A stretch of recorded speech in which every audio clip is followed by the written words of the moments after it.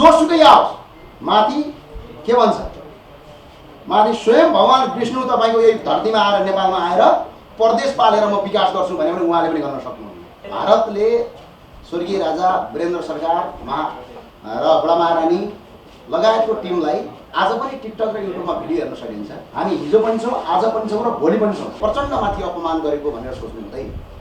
हामीले सिङ्गो नेपालका 3 करोड जनतामाथि अपमानित भएको यसले महसुस हुन्छ।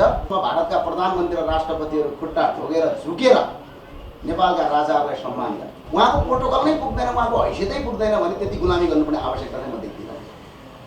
किनभने त्यो छर्लङ्ग देखिएको छ। हामीले पटक पटक भनेका पनि थियौँ, किनभने यो देशको इज्जतका लागि कसरी पाल्नेलाई पाल्ने देखाइदिनुहोस्, त्यसपछि हामी तपाईँको मुद्दामा है ल है हैसियत गरौँ, होइन भने स्वयं पटक प्रयास गर्दाखेरि पनि नभेटेर फर्काउनु भनेको नेपालीको इज्जत उड्यो। Subscribe and press the bell icon to never miss any update. लामो समय पछाडि यो रिपोर्टर्स क्लबमा आज उपस्थिति भएका छौँ। आजको विषयवस्तु चाहिँ के हो भने हामीले कर्णाली, साबिकको कर्णाली यानि कि हुम्ला, मुगु, डोल्पा, जुम्ला, कालीकोटमा बिजुली पुर्याउनु पर्यो भनेर हामीले नेपाल सरकारका श्री माननीय ऊर्जा, जलस्रोत तथा सिँचाइ मन्त्री पम्फा भुषालज्यूलाई मिति 2069 साल असार 24 गतेका दिनमा हामीले 7वटा जवाबसहितको स्पष्टीकरण सोधेका थियौँ। त्यो जवाबसहितको स्पष्टीकरण हामीलाई मन्त्रीज्यू र उहाँको सम्बन्धित विभाग नेपाल विद्युत प्राधिकरणले 2069 साल 3 महिना 28 गतेका दिनमा हामीलाई लिखित जवाब दिएको छ। यो हो हाम्रो लिखित जवाब। र त्यसै गरी त्यो लिखित जवाब अन्तर्गत रहेर त्यतिखेर हामीलाई वाचा पनि गरिएको छ र यहाँ लेखेर पनि दिएको छ। 33 केबीको विद्युत प्रसारण लाइनका लागि कालीकोटको मान्मादेखि जुम्लासम्म साउनको पहिलो हप्तामै ठेक्का खोल्ने र त्यस अन्तर्गत रहेर बिजुली लिने भनेर भनिएको थियो।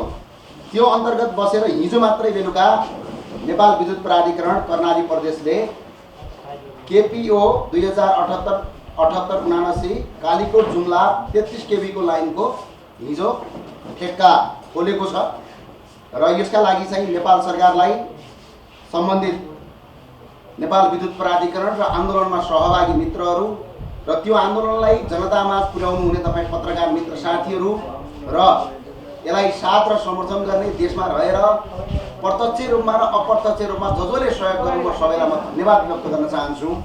अब जुम्लालाई 11 केबीको विद्युतीय प्रसारण लाइनबाट जसरी दुःख दिएको थियो यसको अन्त्यका लागि अब 6 महिनादेखि 1 वर्षभित्र 33 केबीको विद्युतीय प्रसारण लाइन जुम्लामा जाने भनेर हिजो मात्र ठेक्का खोलिएको छ।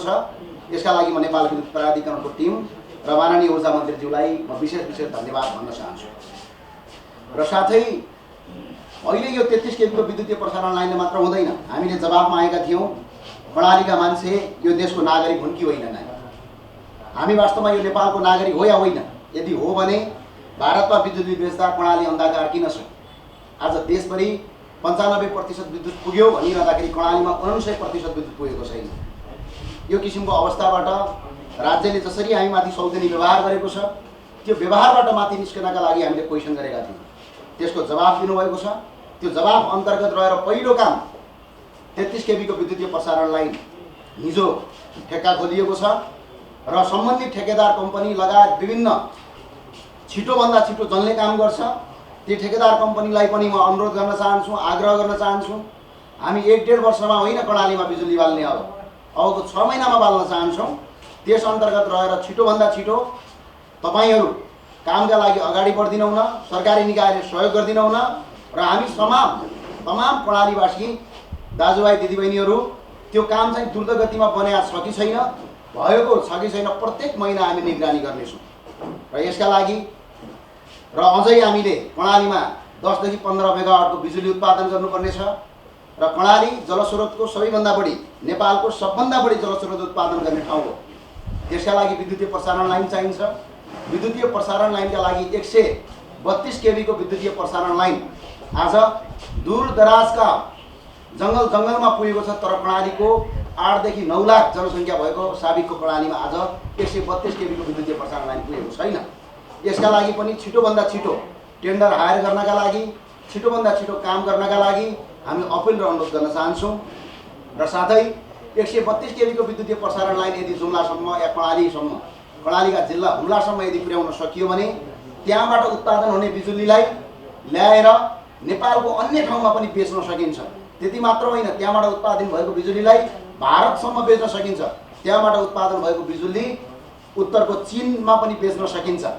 र अझ त कति सजिलो छ भने यदि पश्चिमको बाटो हुँदै यदि जाने भने पाकिस्तानसम्म बिजुली बेच्न सकिन्छ।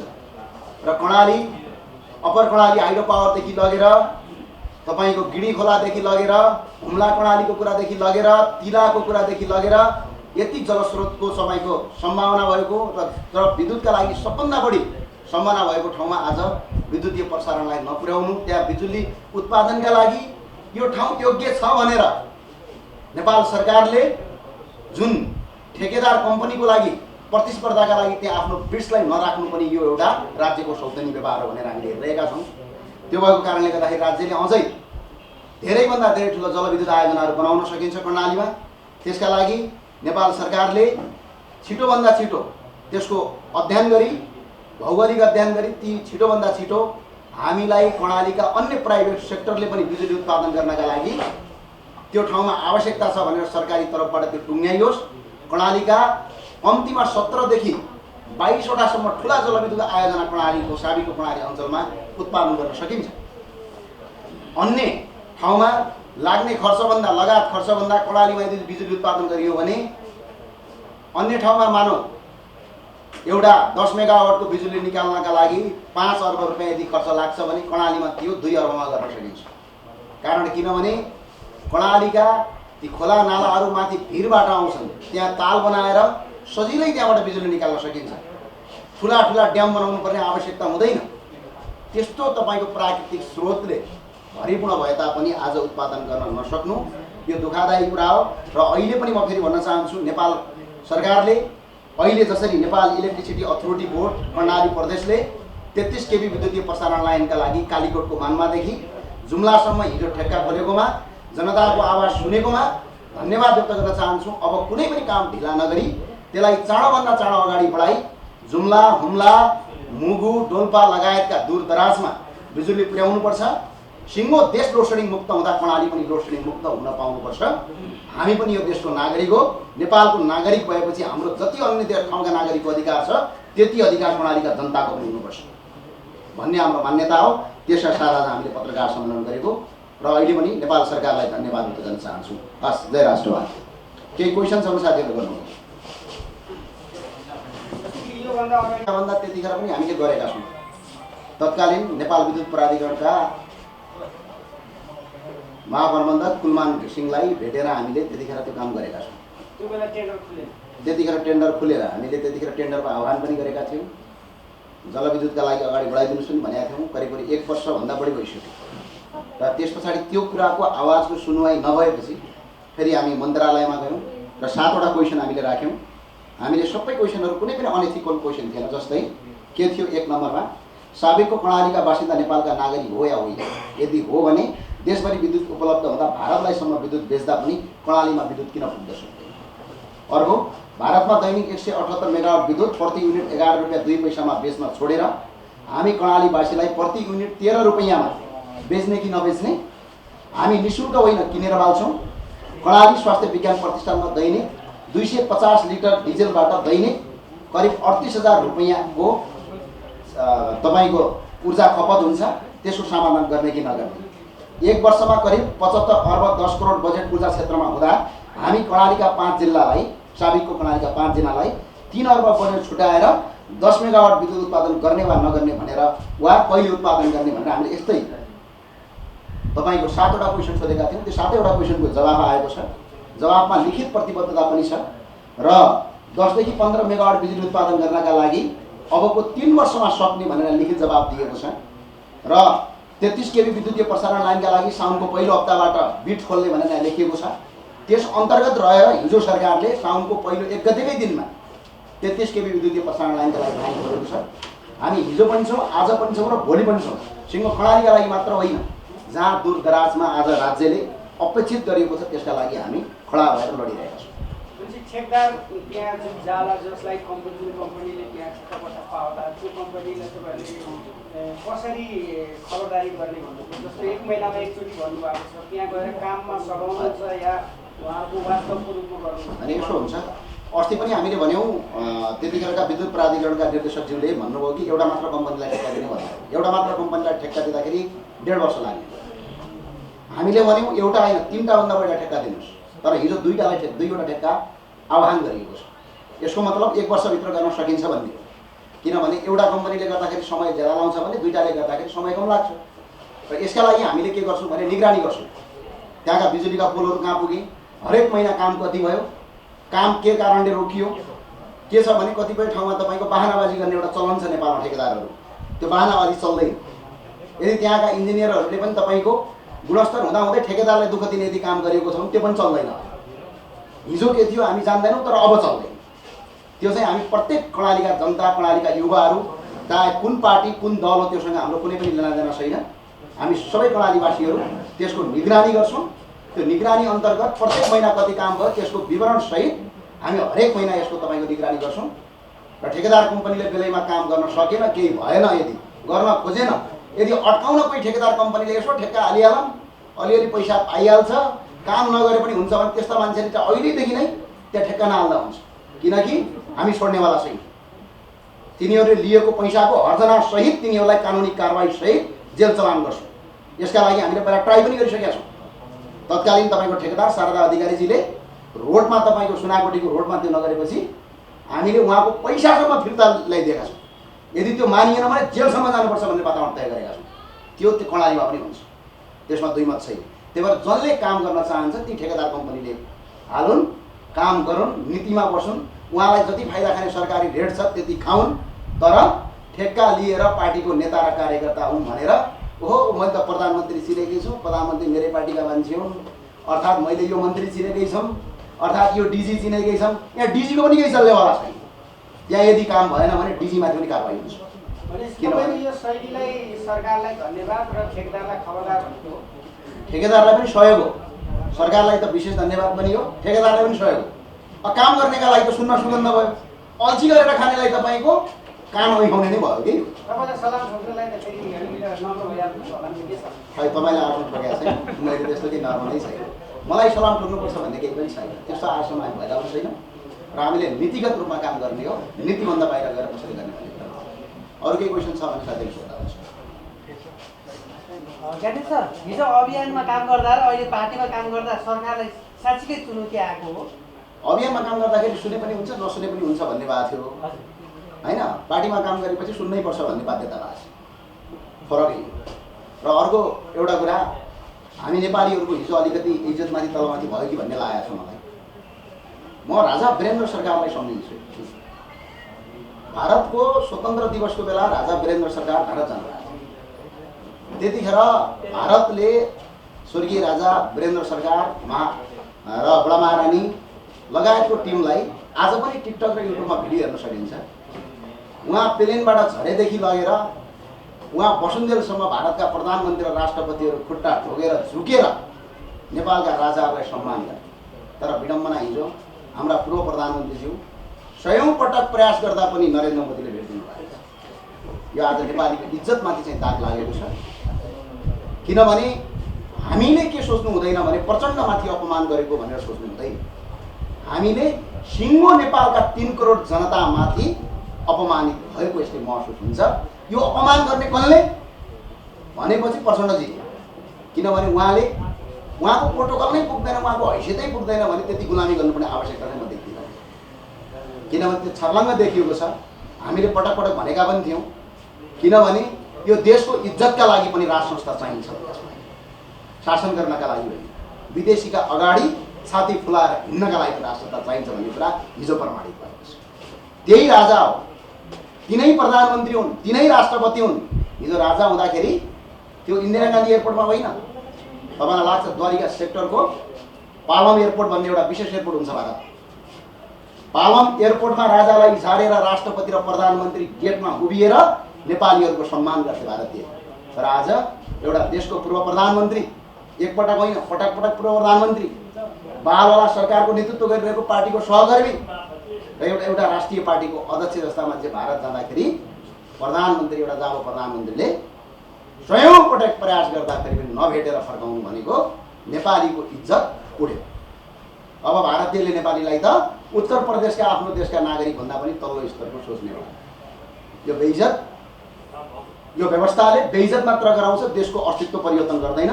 यदि कसैले सङ्घीयता ठिक छ, यही अनुसार मैले नयाँ काम गर्छु भन्छ भने उसले ठग्यो। किनभने 16 अर्ब रुपियाँ कहाँबाट ल्याउने देखाइदिनुहोस्। हामी सङ्घीयतामा ठुलो बहस केही गर्न चाहन्नौँ। यो प्रदेशमा 16 खर्ब रुपियाँ पैसा खर्च भएको छ। 16 खर्ब, यो 6 वर्षमा 16 खर्ब रुपियाँ सङ्घीयतामा खर्च भएको छ। त्यो 16 खर्बको स्रोत के होला देखाइदिनुहोस्। अनि 2074 सालमा नेपालको वैदेशिक ऋण 9 खर्ब थियो, अहिले 18 खर्ब 48 अर्ब छ। 5 वर्षमा डबल भएको छ। 2065 सालमा 29 अर्ब रुपियाँ थियो हाम्रो वैदेशिक ऋण। भने आज विदेशबाट ऋण ल्याउने अनि प्रदेश पाल्ने, अनि त्यही प्रदेशमा हामी चाहिँ नयाँ है भन्दै जाने हो भने त्यो पैसाको स्रोत चाहिँ चाहिन्छ। स्रोत कहाँबाट ल्याउने र 16 खर्ब रुपियाँ कहाँबाट ल्याउने, सङ्घीयता चाहिन्छ भन्ने साथीहरूले त्यसको पनि जवाब दिनुहोस् न।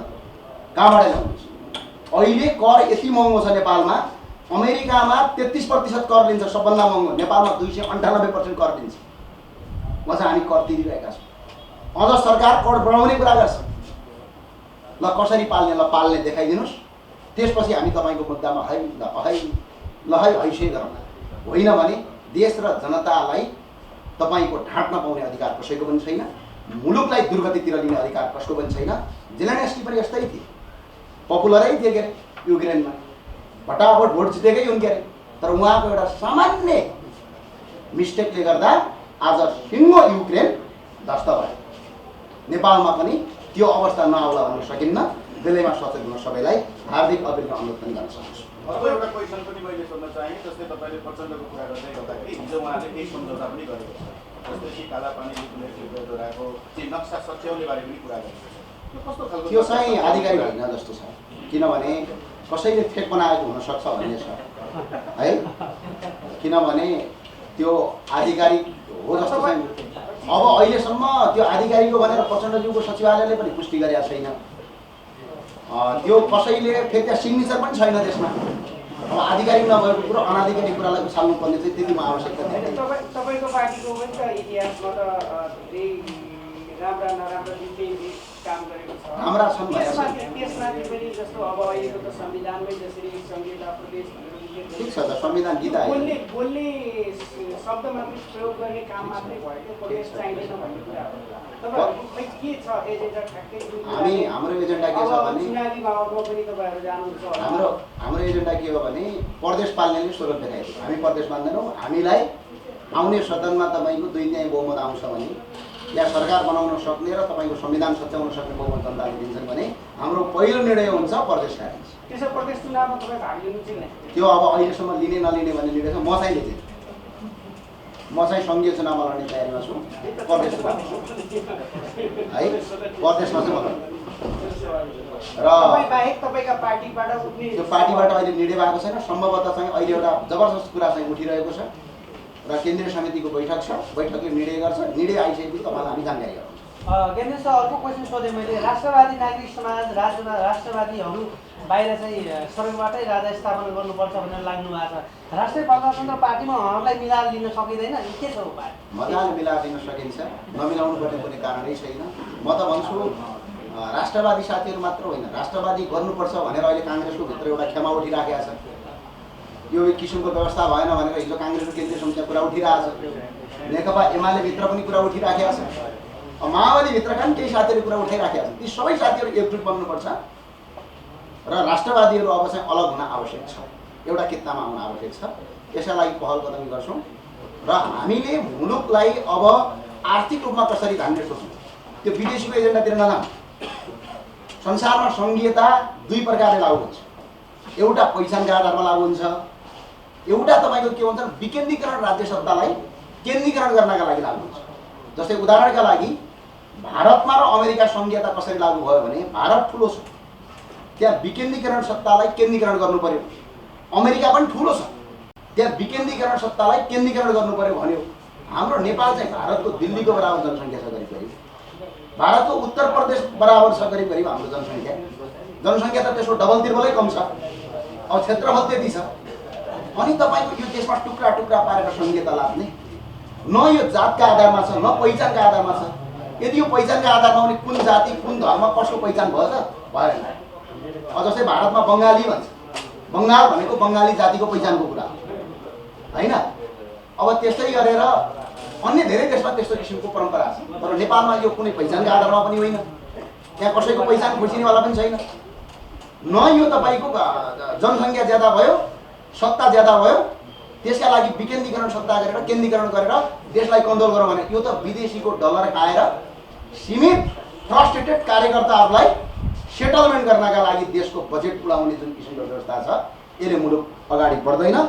जोसुकै आओस्, माथि के भन्छ, माथि स्वयं भगवान् विष्णु तपाईँको यही धरतीमा आएर नेपालमा आएर प्रदेश पालेर म विकास गर्छु भने पनि उहाँले पनि गर्न सक्नुहुन्न, किनभने खर्च कति धेरै छ, कसरी ल्याउने खर्च तपाईँ भन्नुहोस् त। म टाढा गइनँ, तपाईँको घरमै गएँ, तपाईँको घरमा जम्मा आम्दानी 1 लाख रुपियाँ छ, खर्च 2 लाख छ भने अब बाँकी 1 लाख कि त तपाईँले छिमेकीसँग ऋण माग्नु पर्यो कि त तपाईँको कसैको खुट्टामा लगाउनु पर्यो। त्योभन्दा अरू केही उपाय छ कि त आफ्नो सम्पत्ति बेच्न पर्यो। हो त्यस्तै यो देशमा पनि यो प्रदेश बोझो, यो संहिता बोझो, यो बोझ तपाईँ हामी जस्ता युवा पुस्ताले जति पाल्यौँ त्यति देश धरापमा जान्छ। अब यसलाई नै ठिक हो भनेर पछाडि हिँड्नु भनेको मूर्खता। हस्, धन्यवाद। ज्ञानेजी जस्तो कर्णाली प्रदेशमा यहाँले अहिले जो विद्युतको सक्रियता भूमिका निर्वाह गरेर अगाडि बढ्नु भएको छ, भोलिको दिनमा त्यहाँ विद्युत प्रसारण लाइन भएपछि त्यसको श्रेय आफूले लिनु हो या पार्टी? म कर्णालीको जनता हो, कर्णालीको जनता हो, कर्णालीको बासिन्दा हो र अहिले कर्णालीका जति पनि सबै बासिन्दा छन् सबैको अधिकार छ र कर्णालीका बासिन्दा नभएका तपाईँ साथीहरू पनि अधिकार, किनकि तपाईँहरूले सहयोग गरिरहेको भएको छ। यो मैले लिने तैँले लिने भनेर फिल्म खेले होला काङ्ग्रेस समुदायमा कतिपय ठाउँमा यो पार्टी काङ्ग्रेसले ल्यायो भने त्यो हुँदैन, यो पार्टीबाट होइन, ल्यायो भने राप्रपाल नलिने यो पार्टीबाट हुँदै होइन। त्यहाँ हामीले विज्ञप्ति दिँदाखेरि पार्टीको लोगो प्रयोग नगरेर दिए, यो बिल्कुलै कर्णालीवासीको अरू केही छ छैन भने भन्नु सक्छ। पत्रकार रवि लामी छानेज्यूले आफ्नो पत्रकारिता क्षेत्रलाई चाहिँ विश्राम लिएर आज जसरी एउटा राष्ट्रिय स्वतन्त्र पार्टी स्थापना गर्दै गर्दा तपाईँ पनि उहाँलाई शुभकामना दिनुभएको छ। तपाईँको पार्टीले आज मन्दिर नमान्ने, सङ्घीयता नमान्ने, राजा उहाँले नमान्ने, तपाईँहरूले मान्ने जस्तै कुरामा धेरै बाजिएको छ। उहाँको एजेन्डालाई के भन्नुहुन्छ? म व्यवस्था परिवर्तन होइन अवस्था परिवर्तन गर्न मात्र आएको भन्दै राखेर आज देश दौरामा हुनुहुन्छ। नेपाली जनतालाई प्रश्न पार्नु प्रचण्डज्यूले पनि व्यवस्थासँगै अवस्था पनि गरे हुन्छ। प्रचण्डज्यूको र उहाँको एजेन्डा करिब एउटै छ होइन। अब कुनै मान्छेले राम्रो गर्छु भने त्यो स्वागतयोग्य कुरा हो, कसरी राजनीति गर्न नपाउने भन्ने विषयवस्तु पनि हुँदैन। उहाँले राम्रो गरेपछि हाम्रो साथ समर्थन छ, हामीले राम्रो गरेपछि उहाँले हामीलाई साथ समर्थन गर्नुपर्छ। राम्रो काम गर्नेको जहिले पनि हामीले प्रशंसा गरेर काम गर्नुपर्छ। स्वयं अहिले माओवादीभित्र पनि धेरै राम्रा काम गर्ने मान्छेहरू पनि त छन् नि, उहाँहरूको हामीले फुल साथ समर्थन गरिरहेको छ। तर एजेन्डाले मुलुक बन्छ कि बन्दैन भन्ने कुरा चाहिँ त्यसको जजमेन्ट गर्ने अधिकार चाहिँ ज्ञानेन्द्र साई पनि होइन, अन्य कोही मान्छे पनि होइन, स्वयं जनताले त्यसको जजमेन्ट गर्छ। हस्, धन्यवाद।